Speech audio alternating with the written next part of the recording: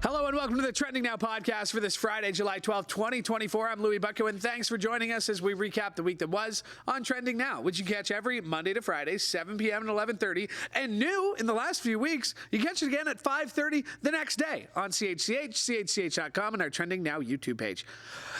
Coming up on today's show, U.S. President Joe Biden doesn't really calm any fears from worried Democrats after a shaky week that finished with his first live press conference since last month's debate as he wrapped up the NATO Summit. It has been trending all week, and the host of Trending Now, Nicole Martin, has been on the story and joins us off the top with the latest.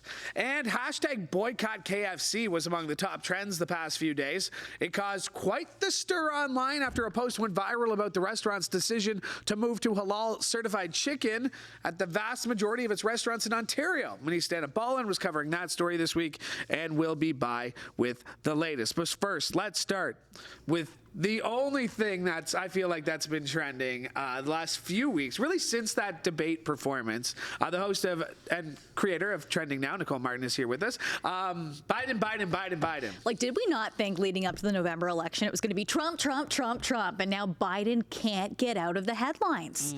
And I feel bad for him. Just as a human, I feel bad. And we shouldn't feel bad watching the leader of the free world, the president of the United States, when he steps up to a mic.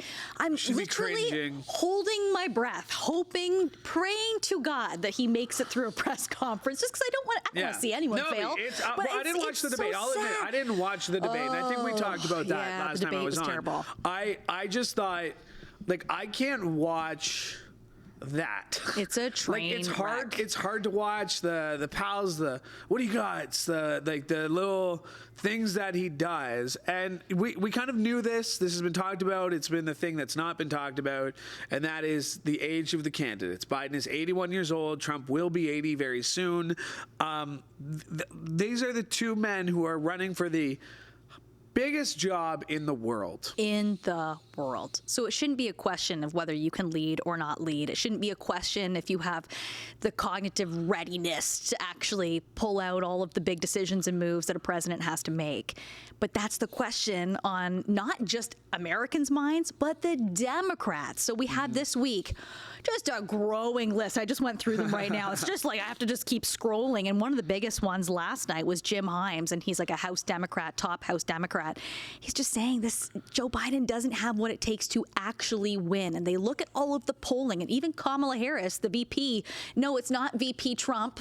Oops, we'll get to that, I'm sure, in a second. But VP Harris is polling higher than Biden when it comes to a run against Trump in the November election. So will he eventually step down? Jim Himes is saying for the good of the American people, like do what your service is and actually step down to give the Democrats a chance to win. So a couple of things have happened. Friday, a week ago today, he sat down with George Stephanopoulos for an interview. That wasn't great. There were some rambly answers. The whole transcript was released. Then later in the week, George Stephanopoulos caught with some random cell phone camera being like, what do you think he can do for it? I don't think he can do it.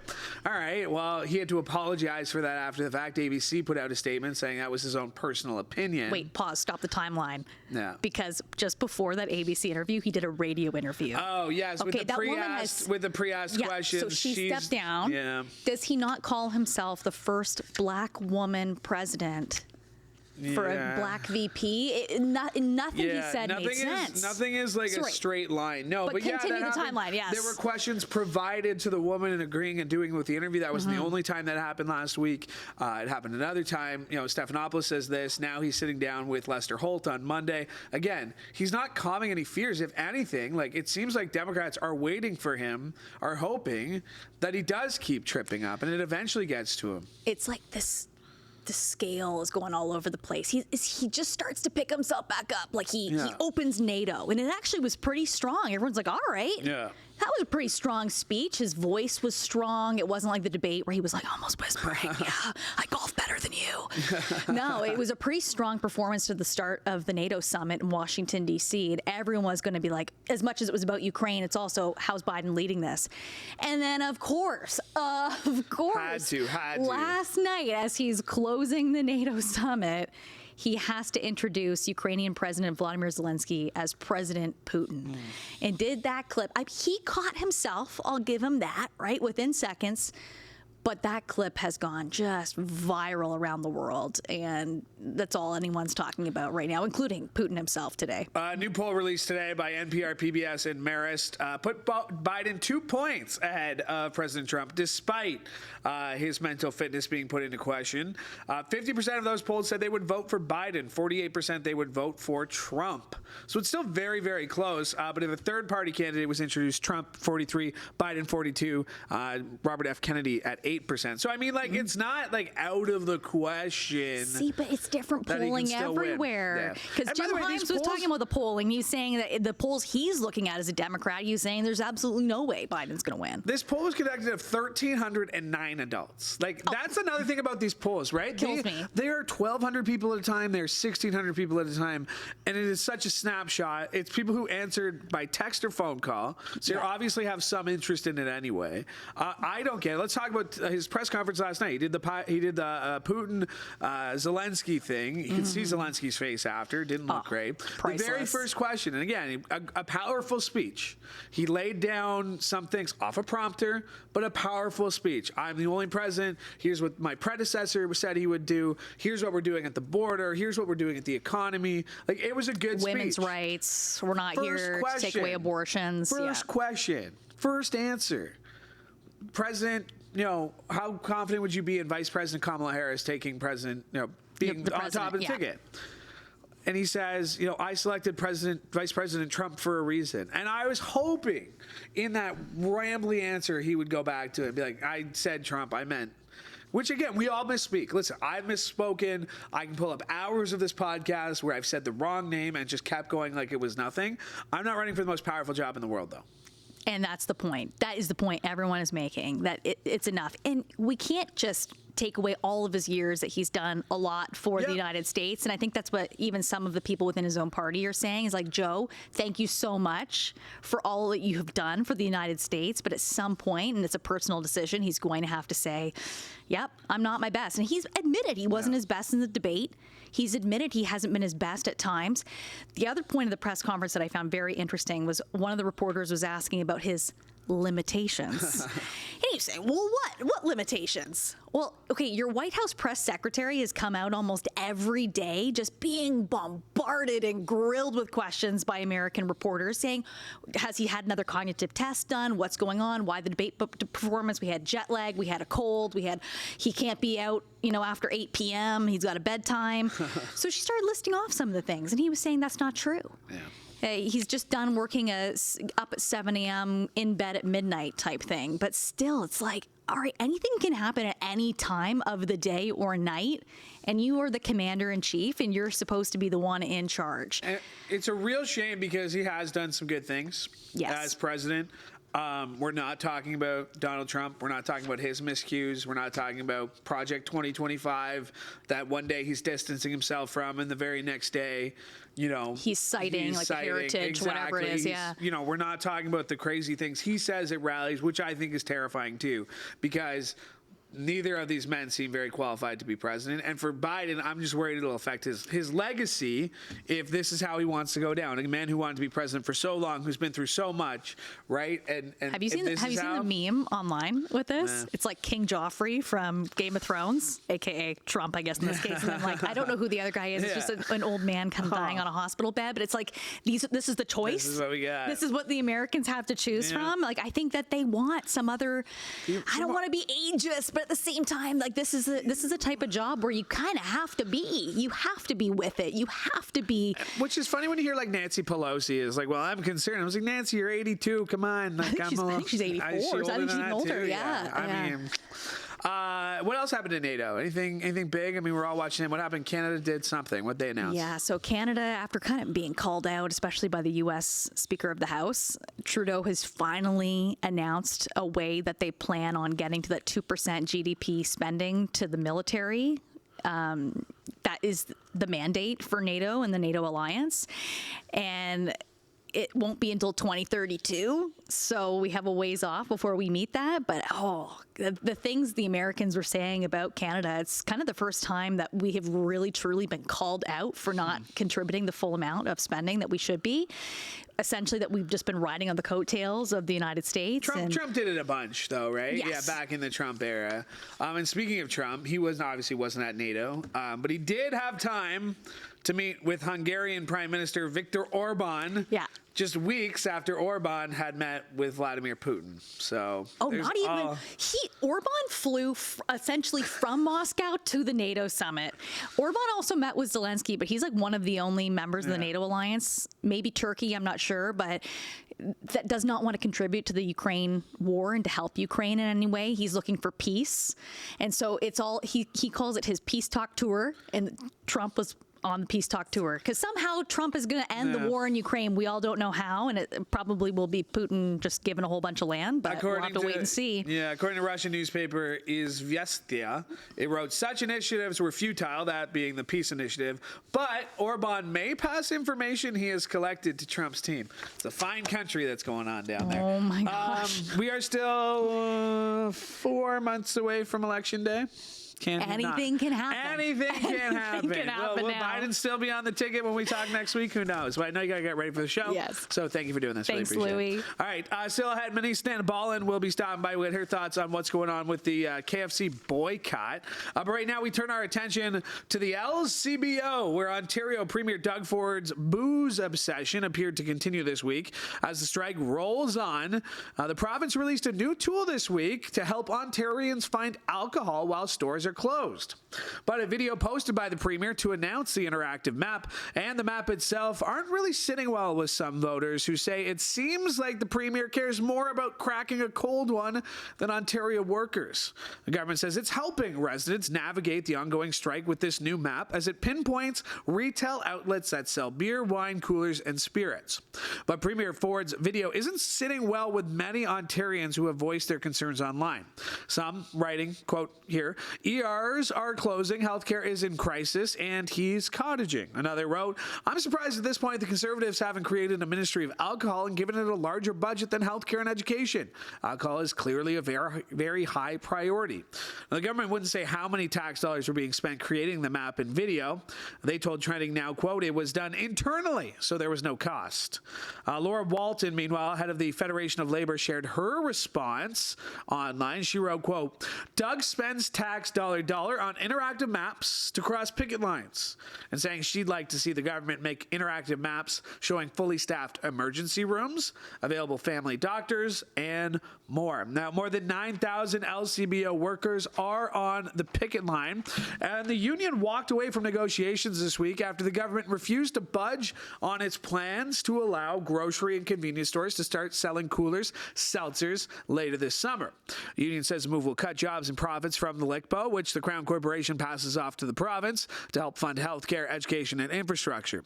Ford said later in the week that ready-to-drink cocktails will be sold in convenience stores and grocery stores, and the matter is a non-starter for negotiations.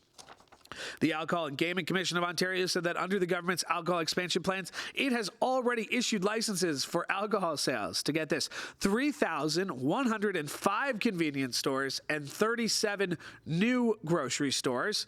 Newly licensed convenience stores can start selling alcohol in early September, while grocery stores will have to wait from October 31st onward. Also trending in world news this week, the French election. Leaders from across Europe were pleased but at the same time concerned with the results of the French legislative election, as it leaves a key European Union country facing the prospect of a hung parliament and political paralysis. But there's relief because the far-right National Rally didn't come out as the strongest party. Manesa Dhanabalan was on this story and joins us at the desk with more. We'll get to this Halal Chicken, but this is an interesting story because it feels like they're breathing a sigh of relief because the far-right party didn't win, but there's still some questions left to be answered. Yeah, because this is like the first time that Sorry, I did this earlier this week, so I'm trying to remember again. Yeah, because so normally it's just a 1-2 party type thing, right? Yeah, so how is it going to go? Like, it's really unclear, right? Because this Popular Front was a coalition. Yes, it was already a coalition, and then now like they don't have a majority, so then now they have to like figure out how this is gonna go, and it's like I'm Yeah, you can liken it to like here in Canada, right? Like the Liberals need the NDP to support some of their ideas. Yeah. Right? So the new Popular Front was a coalition. They won 182 seats in the National Assembly. That's the largest bloc, but it still fell short of an absolute majority. Meanwhile, there was Emmanuel Macron's centrists ensemble alliance. They won 163. While Marie Le Pen, which looked like they were going to win after the first week. Like, people were scared after that first week that it was going to be a far-right Marie Le Pen. They had 143 seats. So, I mean, it was a win. But, yeah, like you had in your story, there's a lot of uncertainty. Yeah, how is this going to go?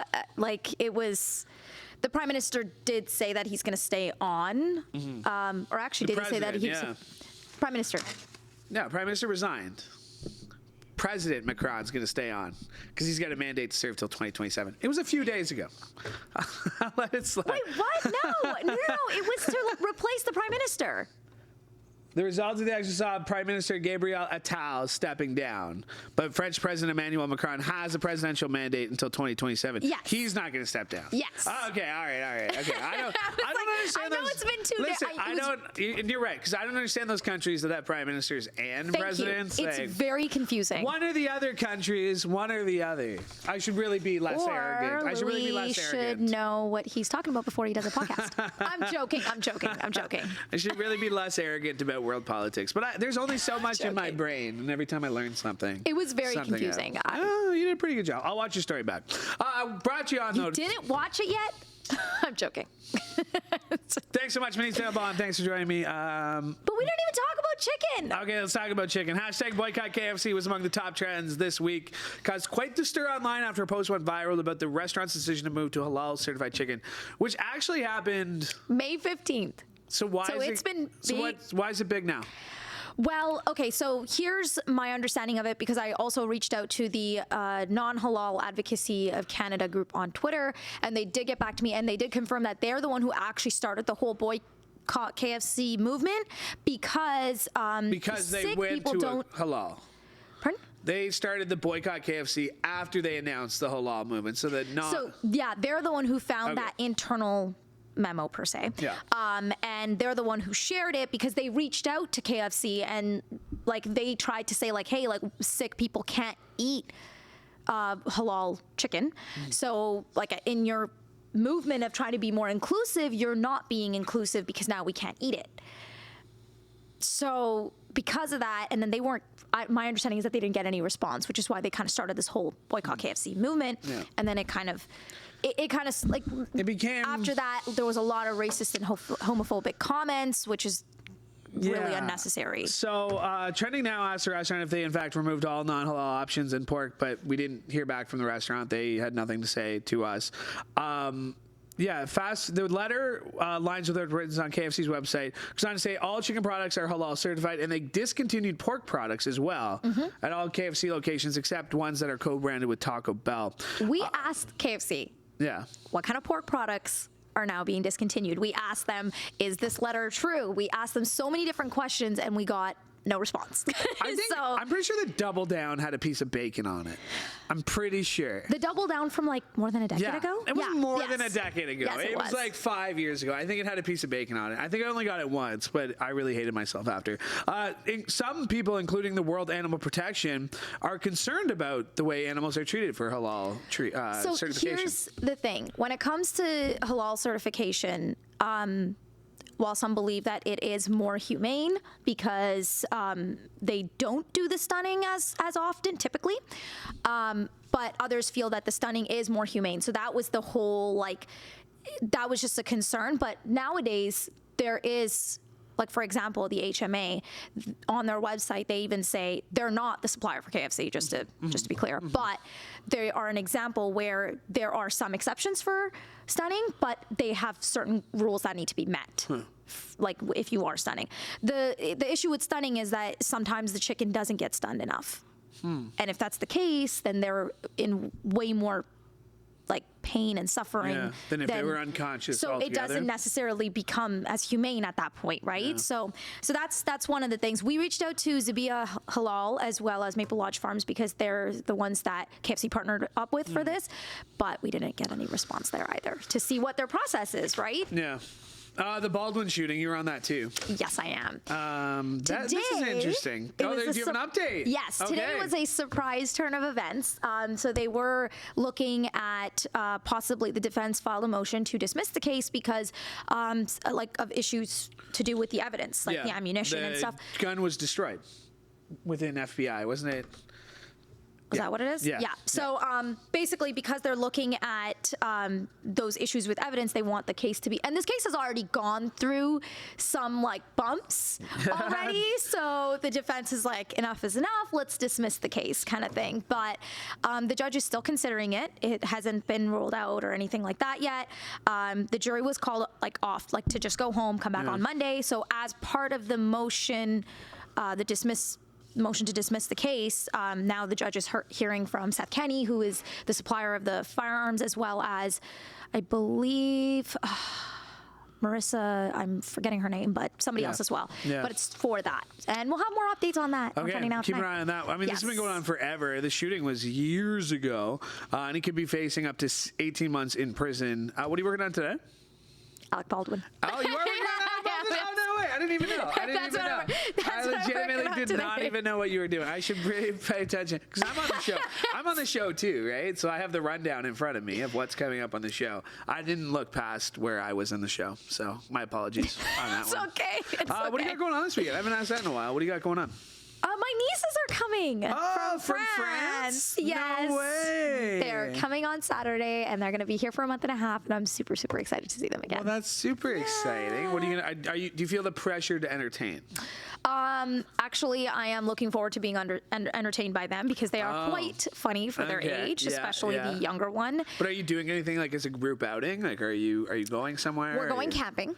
You're going camping? Yes. Later real this summer. Glamping. Okay. Glamping. So are you renting a trailer on site somewhere, or how does it work? We are pitching a tent and stuff like that. We're staying in a tent, but it is in one of those areas where there's a very nice bathroom and there's water. Hey, you know what? Hey, as long as you're getting outside, that's all that matters. Well, enjoy. Family time is really important. I'm going to recap the people with what's happened until today on the Baldwin case, and then you can fill them in later today. Okay, thank you so much. All right. Speaking of that Baldwin case, jury selection began this week in the trial of actor Alec Baldwin, and it comes nearly 3 years after that fatal shooting of cinematographer Helena Hutchins on the set of the film Rust. Now, prosecutors have charged Baldwin with involuntary manslaughter. They say he was negligent and reckless in his handling of the gun on set. He has pleaded not guilty and says he never pulled the trigger of that prop gun. 66-year-old could be sentenced up to 18 months in prison if jurors unanimously decide to convict him. Now, as Manesa mentioned, this convoluted path to trial has itself all the makings of a Hollywood drama. Months after being charged in 2023, Baldwin's case was suddenly dropped by New Mexico special prosecutor, citing, quote, new facts. But the actor was indicted in January with involuntary manslaughter, this time by a grand jury. His attorneys tried and failed at multiple attempts to get the case dismissed. And at one point, they alleged improper destruction of evidence, arguing the gun was virtually destroyed by FBI testing. The pretrial hearings thus far marked by frequent clashes between attorneys from each side. And prosecutors also intend to highlight what they say is Baldwin's negligence while overseeing a set plagued by dangerous conduct. All right, more trending news nationally. Krista Freeland. Pierre. Let's try that again. While Justin Trudeau is meeting with world leaders at NATO, it's not exactly business as usual back in Ottawa. Liberal Party scrambling to regain voters' favor after an upset by-election loss in Toronto last month. And while many have called for Trudeau to step down, new rumors are swirling that Deputy Prime Minister and Finance Minister Krista Freeland might be the one taking the fall. She was trending this week on Twitter alongside Carney, the former Bank of Canada governor, who may be coming for her job.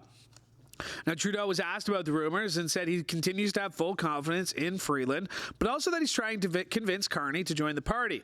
He reiterated his confidence in his right-hand woman, but stopped short of promising that she'll remain in the role, so we'll have to watch that as it plays out as well. All right, it was a big weekend for movie trailers, and here, making his Trending Now podcast debut, and possibly, like, on-air CHCH debut that's not just your voice.